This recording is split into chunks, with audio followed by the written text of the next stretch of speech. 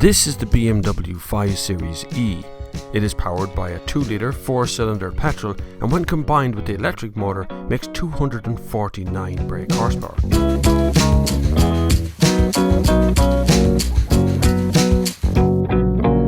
This is a hybrid system from BMW. Perhaps not one we're really used to because this is a PHEV as well, so a plug-in hybrid electric vehicle. On a full charge, I get about 30 kilometres, only 30 odd kilometres. That may seem like a little amount. Even the petrol engine, when full, says 500 kilometres range. I thought this was going to be a very expensive week. It's proven me wrong. I have done 464 kilometres at the wheel of this vehicle over the week that I've had it. I had one trip to the airport and back in a very early morning scrabbly thing. And I thought, well, you know, why would you buy this over a diesel? Well, let me explain. So you get all the performance. Relatively speaking, the horsepowers and all that sort of thing are around the same as the 530 diesel. You know, you're not going to get much more performance from a car than you will from this. The fuel tank, the batteries are kind of in the middle around the back seat. So they've moved the fuel tank around a bit, which gives you a lot less boot space. Shade over 400 litres. I'd say 400 useful litres would be about right. But remember, you're going to be carrying around a lot of electric cables, 2 different kinds, depending on what you need to charge it from. And whether you're even going to bother charging it, which is the other part of it. So what happens when you don't charge it? There's the issue, because once you start to run out of electricity, this car becomes just a petrol-powered vehicle, which will not be as efficient, and that is not allowed these days.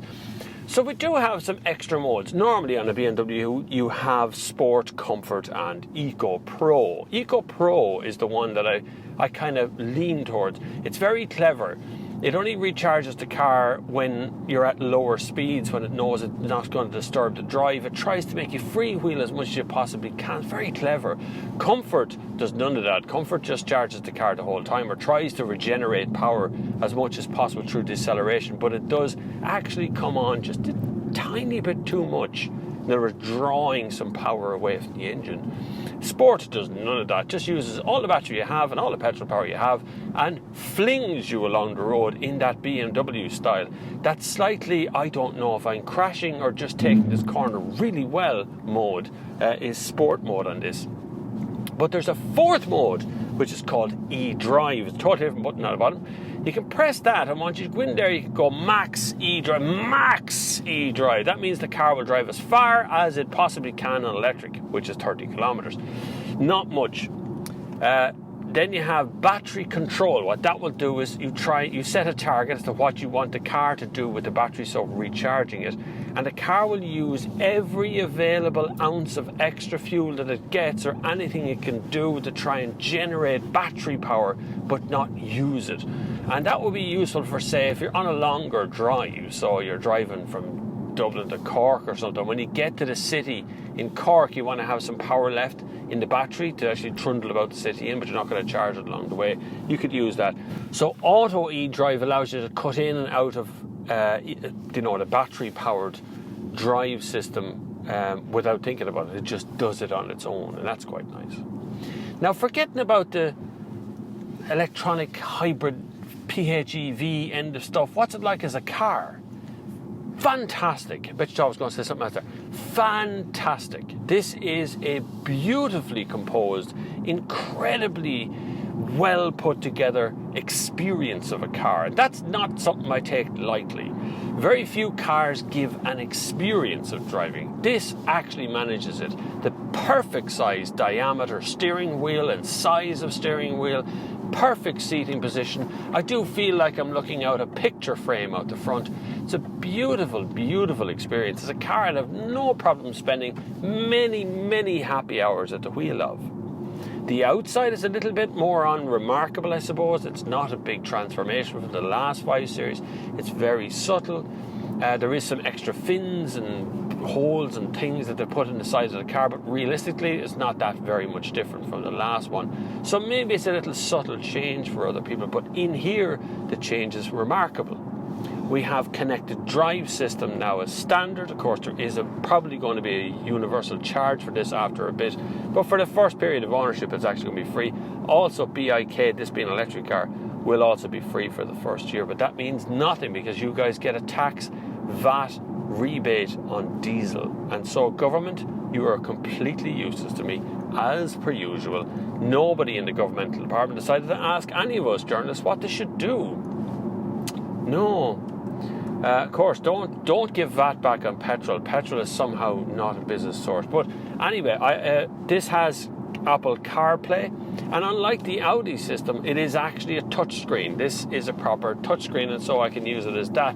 And that's very important, Audi, by the way, when it comes to using your Apple CarPlay, because otherwise you're stuck to this wheel thing in the middle, and it's clunky if it's not a touchscreen.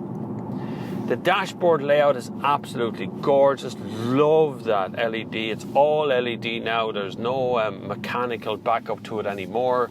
So what's not to like here? Well, range is still an issue. I mean, I've done 470 kilometers of travel. I've charged it maybe 5 or 6 times in that time. I mean, from home and street charging and stuff. I still have, according to the petrol engine, 248 kilometers of range just for petrol, right? Which makes my kind of round total maybe 600 to 700 kilometers, which is bloody good. I mean, considering a lot of big diesels this size will only do 800, 900 kilometers depending on the fuel tank. Doing 600 to 700 from this petrol hybrid car is very, very good. But it takes convincing. And until the government go, you know what, you can have your VAT back on petrol as well as diesel, business users, then you'll find that the business users will transfer over to these petrol cars or these hybrid cars. The problem is they can't do that right now. So what's the incentive? What is BIK? First year only though. That makes no sense. Recently the government brought in benefit in kind, it's called. Recently the government brought in measures to control benefit in kind, and it means that business users who buy an electric or a hybrid car don't have to pay a BIK for the first year. 1 year? Really? Nobody holds on to a car for 1 year. Nobody. Everybody does 2 or 3 or 4 or 5. Normal home users who can't, nothing at all to do a BIK, buy their car and hold on to it for now, currently, an average of 8 years. So what's the point in 1 year? So thank you very much for watching this lovely little episode. I am on Instagram. You will find me at Bob Flavin.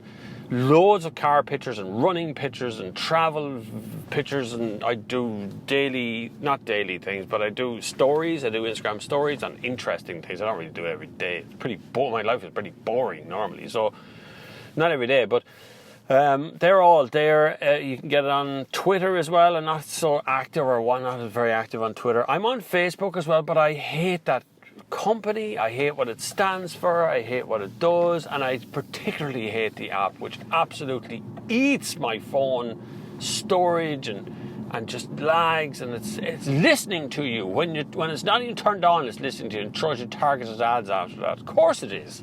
God, you gave her permission to use this microphone. You can check out my Patreon link down below. I know some of you are still submitting on the Patreon thing. I would really love to increase that, because it has been... my lads, you have no idea how much is needed for the way YouTube has been behaving, generally speaking. So if you can give on Patreon, brilliant. If you can't, maybe you can do a single tip jar thing, which would be bobflav@thenextgear.com on PayPal. You will find me there. But until the next time, I will see you on the far side.